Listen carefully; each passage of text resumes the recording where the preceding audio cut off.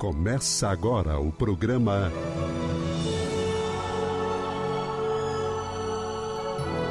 O Livro dos Espíritos em Nossa Vida. Estamos de volta com o programa O Livro dos Espíritos em Nossa Vida. Hoje nós vamos iniciar uma nova temática dentro da temática sobre os três reinos e hoje nós vamos falar sobre a metempsicose. Esse tema ele está contido nas questões de número 611 até a questão de número 613. E depois da questão 613, o Kardec deixou aqui um comentário extenso e que no momento apropriado nós vamos ler e comentar todo esse comentário do Kardec. Almeida, seja bem-vindo para mais um programa. Obrigado, Ricardo. Como sempre, agradecer a companhia dos nossos irmãos e irmãs que nos acompanham aí pelas mídias da comunhão. Lembrando, gostaram, deixem o seu like, não gostaram, deixem o seu dislike, mas acima de tudo, faça o seu comentário para que a gente possa melhorar o programa, que é para vocês. Forte abraço. Forte abraço. Ok, Almeida. Então vamos iniciar essa temática. Ela é bem curtinha, ela está contida em apenas 3 questões e um comentário bem extenso do Kardec, como eu já disse. E na questão 611, o Kardec fez a seguinte pergunta: a comunidade de origem dos seres vivos no princípio inteligente não é uma consagração da doutrina da metempsicose? Eu gostaria, Almeida, antes de a gente responder diretamente a pergunta... Não falar o que é metempsicose. Isso, vamos conceituar o que é metempsicose para a gente nivelar o conhecimento. Uhum. O que você nos diz? Vamos lá, né? Começando, o que é metempsicose? De onde veio isso? Olha, existem várias doutrinas espiritualistas, até hoje, que acreditam que vamos chamar aquilo que não é matéria, o princípio espiritual, o nome que se quiser dar,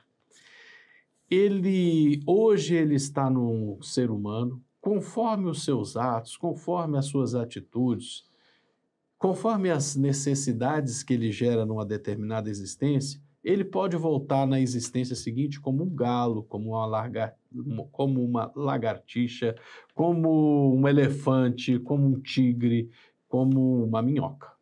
Né? Metempsicose é isso, é acreditar que isso é verdade, né? Até hoje você vai encontrar doutrinas espiritualistas que acreditam nisso. Então, pela metempsicose, o espírito de um homem, ele desencarnaria e poderia reencarnar num boi, num leão, e depois reencarnar num homem de novo. Essa é a base, a ideia da metempsicose. A metempsicose é isso. Pronto. Dito isso, vamos à pergunta do Kardec. Vamos lá. A comunidade de origem dos seres vivos no princípio inteligente não é uma consagração da metempsicose? Olha, a doutrina espírita não abraça a metempsicose. Não. Para nós, isso aí não é verdade. Para nós, o progresso é unidirecional, você está sempre caminhando para frente. Ponto. Então, para nós, o fato de todas as formas de vida terem uma origem comum não significa que pode ir transitando de um ramo para outro dos reinos indistintamente. Não.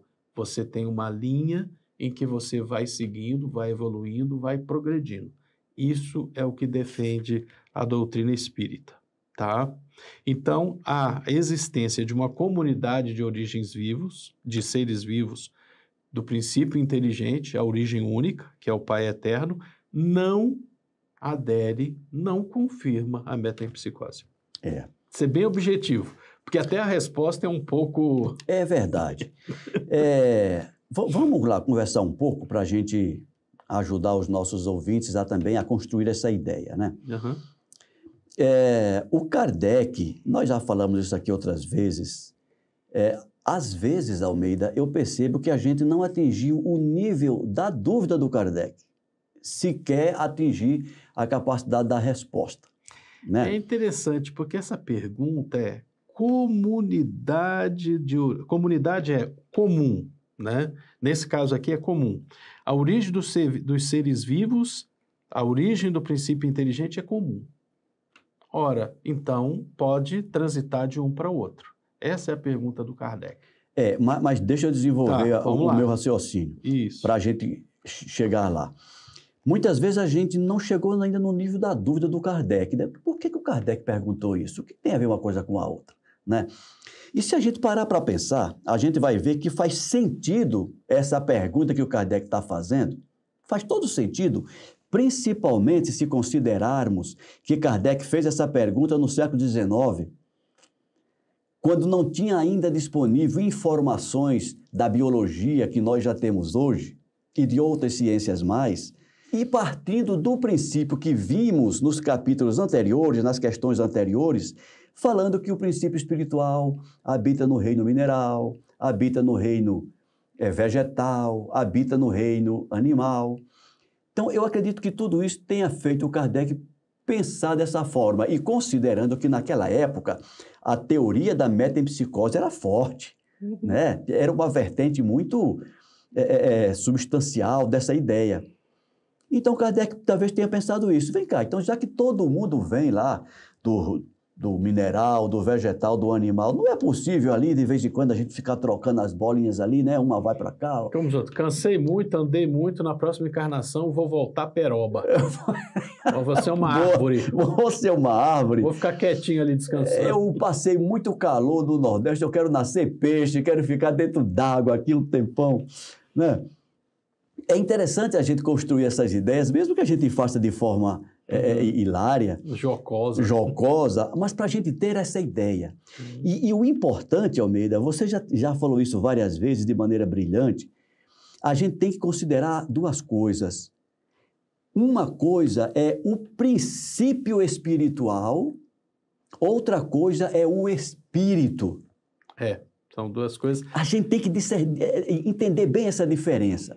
Quando nós estamos falando de ser humano, nós estamos falando de espírito individualizado, que adquiriu o livre-arbítrio. E quando a gente fala de princípio espiritual, a gente está falando de algo aquém dessa realidade que é nossa.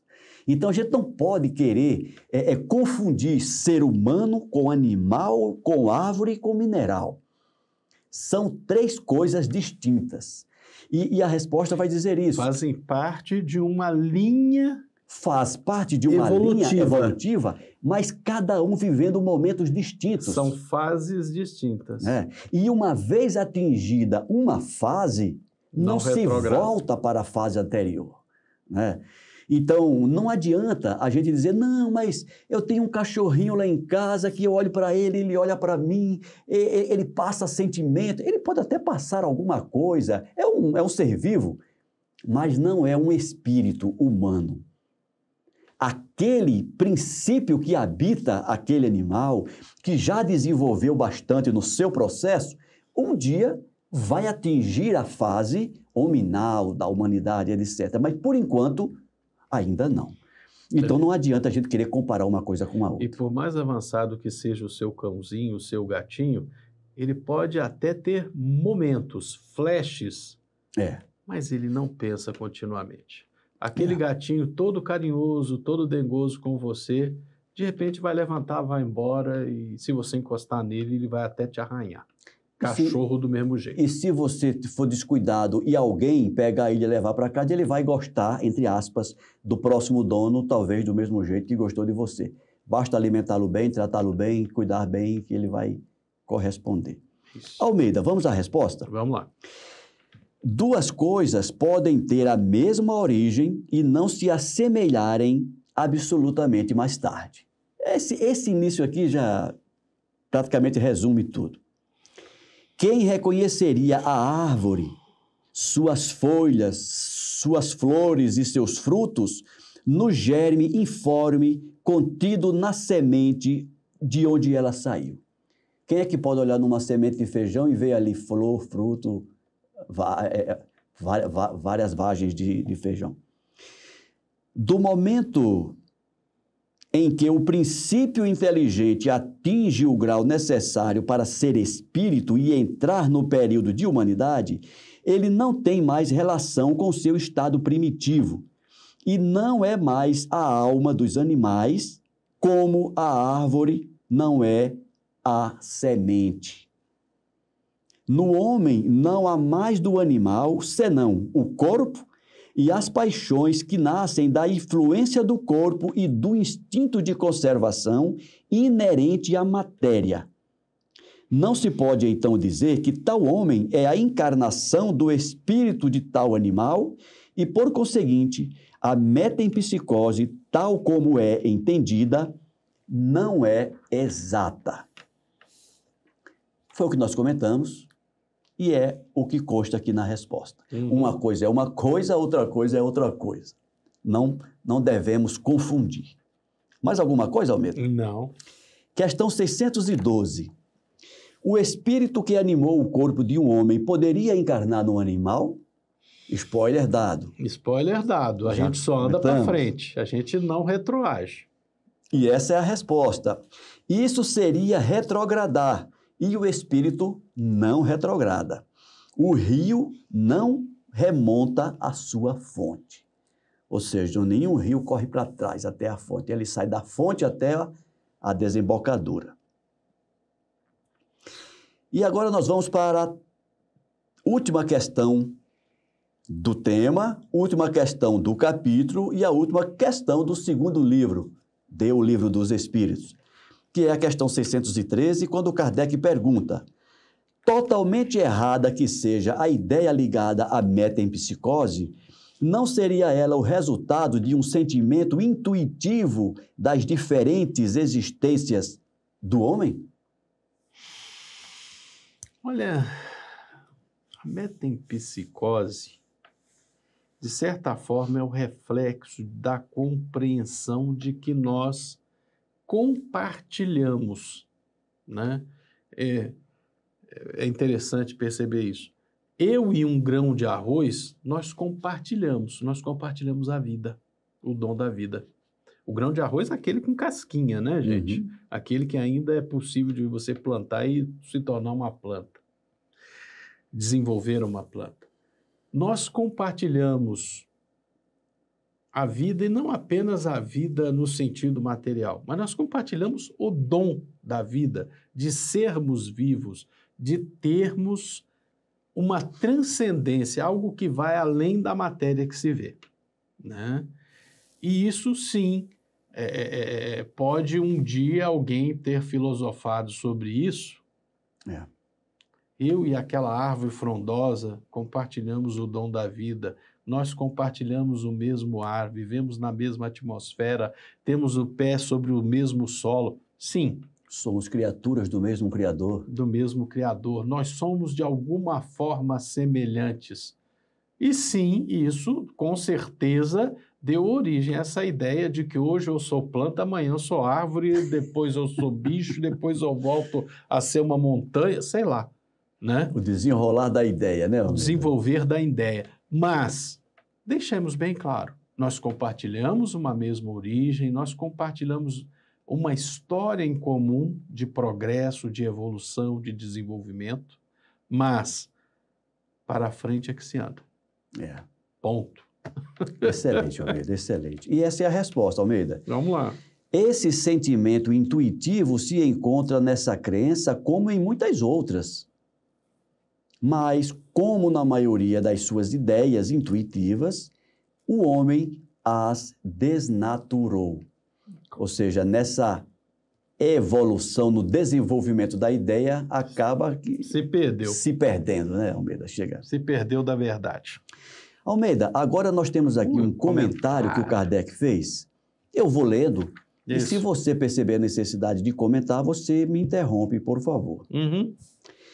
Diz o Kardec: a metempsicose seria verdadeira se se entendesse por essa palavra a progressão da alma em de um estado inferior para um estado superior, onde ela adquirisse desenvolvimentos que transformassem sua natureza. Ela, porém, é falsa no sentido de transmigração direta do animal no homem e vice-versa, o que implicaria a ideia de uma retrogradação ou fusão do homem com o animal. Ora, essa fusão, não podendo ocorrer entre os seres corpóreos das duas espécies, é um indício de que elas estão em graus não assimiláveis e que deve ocorrer o mesmo com os espíritos que as animam. Se o mesmo espírito pudesse animá-las alternativamente, seguir-se-ia uma identidade de natureza que se traduziria pela possibilidade da reprodução material. É interessante que o Kardec começa dizendo, olha, se eu entender que metempsicose é hoje eu encarno não é a palavra adequada, mas eu venho para a matéria para ser planta, amanhã eu venho para ser um animalzinho, depois eu venho para ser um animalzinho um pouquinho superior e eu vou progredindo, aí a metempsicose seria verdade. Agora, admitir que a natureza de uma árvore e de um ser humano, de um animal e de um ser humano é semelhante, e ele coloca uma frase aqui terrível, né? Se traduziria pela possibilidade da reprodução material, ou seja, exatamente. de você reproduzir com uma árvore. Que raio de filhotinho que seria. Né? Mas é o que está escrito aqui. É verdade. Né? Essa é a colocação. Então a gente teria a mulher grato, homem morcego e por aí vai, mas isso é só nos quadrinhos. Só nos quadrinhos. A reencarnação ensinada pelos espíritos está fundada, ao contrário, sobre a marcha ascendente da natureza e sobre a progressão do homem na sua própria espécie, o que não tira nada da sua dignidade. Não. O que o rebaixa é o mau uso que ele faz das faculdades que Deus lhe deu para o seu adiantamento. Qualquer que seja a antiguidade e a universalidade da doutrina da metempsicose e os homens eminentes que a professaram, provam que o princípio da reencarnação tem suas raízes na própria natureza. Esses são, pois, antes argumentos a seu favor do que contrários. É aquela coisa, né? A percepção do ser humano de que a vida transcende o corpo, de que existe algo que eles não conseguiriam dar um nome, e hoje nós, na doutrina espírita, chamamos reencarnação, dá veso a esses pensamentos filosóficos, um dos quais é a metempsicose. Mas fiquemos por aí. Progresso é uma lei natural, nós avançamos e é unilinear. Eu vejo a metempsicose, a ideia da metempsicose, Almeida, como uma busca do homem naquele tempo de encontrar uma resposta. Explicar fenômenos. Né? E essa resposta veio com a doutrina espírita. Olha, não é dessa forma, é a reencarnação que explica todo esse processo. É por aí mesmo. Vamos em frente. O ponto de partida do espírito é uma dessas questões que se prendem ao princípio das coisas e estão no segredo de Deus. Não é dado ao homem conhecê-las de maneira absoluta e ele não pode fazer a esse respeito senão suposições, construir sistemas mais ou menos prováveis, como o sistema da metempsicose. Os próprios espíritos estão longe de conhecerem tudo. Sobre o que eles não sabem, podem também ter opiniões pessoais, mais ou menos sensatas.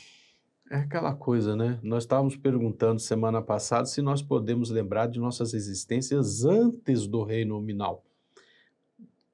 O nosso princípio espiritual não tinha os meios de guardar esses registros. Por exemplo, logo, não que nós não sejamos capazes de apreender a lógica do processo, mas lembrar da nossa existência de forma individual, não. Logo, há coisas que estão além das nossas possibilidades de conhecimento em primeira mão. É isso que está dizendo aqui. Exatamente, Almeida. É assim, por exemplo, que todos não pensam a mesma coisa com respeito às relações que existem entre o homem e os animais. Segundo alguns, o espírito não alcança o período de humanidade senão depois de ser elaborado e individualizado nos diferentes graus dos seres inferiores da criação. Segundo outros, o espírito do homem teria sempre pertencido à raça humana sem passar pela experiência animal. Ou seja, são ideias que um grupo de pessoas tem, ideias que outro grupo tem, e até que se chegue ao final dessa história, cada um vai vivendo com o sistema que escolher. O primeiro desses sistemas tem a vantagem de dar um objetivo ao futuro dos animais, que formariam, assim, os primeiros elos da cadeia dos seres pensantes. O segundo está mais conforme com a dignidade do homem e pode se resumir de acordo com o que se segue. As diferentes espécies de animais não procedem intelectualmente umas das outras pela via da progressão. Ou seja, o castor, ele não aprende a fazer a barragenzinha dele com os pais. Ele nasce sabendo. Mesmo que ele não conviva com, ele vai saber o João de Barros, mesmo que ele não conviva com, ele vai saber fazer a casinha de barro dele lá. É isso que ele falou aqui, né, homem? Assim, o espírito da ostra não se torna sucessivamente o peixe, da ave, do quadrúpede e do quadrúmano. Cada espécie é um tipo absoluto, física e moralmente, aurindo cada indivíduo na fonte universal a quantidade do princípio inteligente que lhe é necessário, segundo a perfeição dos seus órgãos e a obra que deve cumprir nos fenômenos da natureza, e que, em sua morte, torna a massa. Um dos mundos mais adiantados que o nosso são igualmente raças distintas. Os dos mundos mais adiantados que o nosso são igualmente raças distintas, apropriadas às necessidades desses mundos e ao grau de adiantamento dos homens, dos quais são auxiliares, mas que não procedem absolutamente dos da terra, espiritualmente falando. Não ocorre o mesmo com o homem. Do ponto de vista físico, forma evidentemente um elo da cadeia dos seres vivos, mas, do ponto de vista moral, entre o animal e o homem há solução de continuidade. O homem possui sua própria alma, ou espírito. Você permite? Claro, por favor. Olha, eu recomendo a qualquer irmão ou irmã que queira ler esse texto aqui com mais calma, lembremos-nos, a teoria da evolução das espécies é posterior ao Livro dos Espíritos. Segundo, o próprio Kardec, com muita propriedade, disse: aqui está o Livro dos Espíritos. A nossa doutrina não pode ser cristalizada, amarrada, porque o que ele acabou de dizer aqui é que as espécies não evoluem. As espécies, eu entendo, Alcir Martins de Almeida, entendo que as espécies evoluem. Sim, eu respeito a teoria da evolução das espécies de Charles Darwin, e para mim ela faz parte das coisas que para mim explicam o mundo. Kardec, naquele momento, não adotava essa opinião, tá? E não vamos brigar com o texto. Mas olha que interessante, Almeida. Mas ele mesmo disse que se a ciência mostrasse que ele estava errado, ele mudava de ideia. Pois é, mas eu acho que a gente nem precisa chegar nesse ponto. A doutrina espírita, ela é uma ciência aberta. Isso. E eu não estou entendendo desse jeito. Eu estou entendendo, o que ele está dizendo é que o princípio que habita uma ostra, ele não vai... a ostra, ela não vai deixar de ser ostra para ser um peixe. A ostra sempre vai ser ostra. Mas o princípio inteligente, o princípio espiritual que anima a ostra, ele vai evoluir. A ostra é ostra, sempre ostra. Mas o que eu ia dizer é o seguinte, que quando você vai ler Evolução em Dois Mundos, O próprio André Luiz diz, não, vai evoluir sim. Sim, mas o que vai evoluir é o princípio. Sim, espiritual. o princípio espiritual muda e, aos poucos, a forma material vai evoluir em conformidade com a evolução do espírito. Sim, perfeitamente. Sim. Nós vemos isso, por exemplo, nos dinossauros. Sim. Né? Não, mas o que eu quero dizer é o seguinte, aqui tem uma frase, ó, cada espécie é um tipo absoluto. Não é um tipo absoluto, nós somos seres em evolução, inclusive na face material. Eu ainda continuo com o Kardec. Não, tudo bem. Né? Que bom que a gente pode... Essa é uma religião que a gente pode discordar. Né? Mas a gente discorda concordando, né? Eu acho que é só uma questão de semântica, de interpretação. Eu estou entendendo aqui que ele não está aceitando. Eu acho que quando ele diz assim, ó, que é absoluto, eu estou dizendo, ó, o cachorro, ele é cachorro. O cachorro, ele não vai passar a ser leão. Cachorro é cachorro, leão é leão. São absolutos isso. Uhum. É claro que ao longo do tempo, por exemplo... Você não vai comparar um Shizu com aquele lobo. Não, e outra coisa, Almeida, primévola. Há alguns milhares de anos atrás, não existiam cachorros domésticos. O cachorro ele é um animal feroz. Eu acabei de dar o exemplo de uma raça que hoje é criada em apartamento, é tranquila, Isso. E não tem como comparar aquele canis lupus de 20 mil anos atrás. Então, nesse sentido, aquele cão feroz evoluiu para um cão doméstico, mas continua sendo cão. Sim. Né? Assim como nós continuamos sendo neandertais. Exatamente. Eu acho que é nesse sentido que o Kardec disse que o ser é absoluto, né? Cachorro é cachorro, leão é leão. Mas vale uma discussão depois. Vale. Posso continuar aqui? Vamos lá. O homem possui sua própria alma ou espírito, centelha divina que lhe dá o senso moral e um valor intelectual que falta aos animais.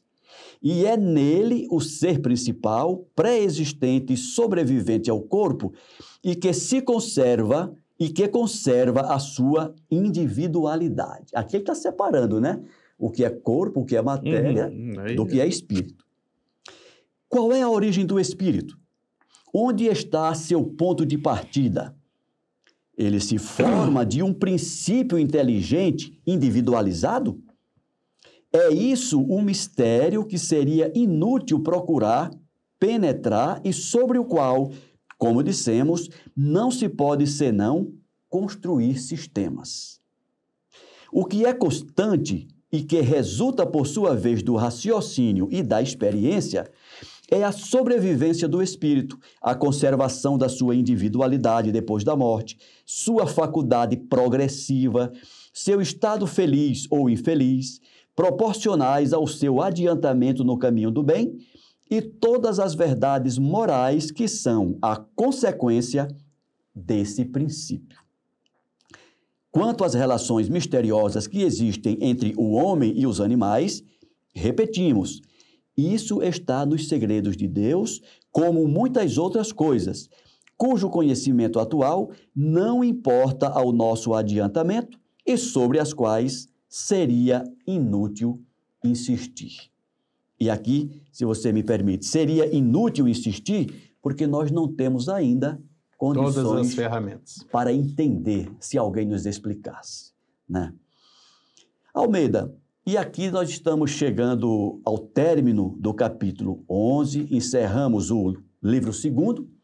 Semana que vem, iniciaremos o livro 3º, falando das leis morais. O nosso tempo já acabou. Muito obrigado, Almeida. Forte abraço. Grande abraço. Até a próxima semana.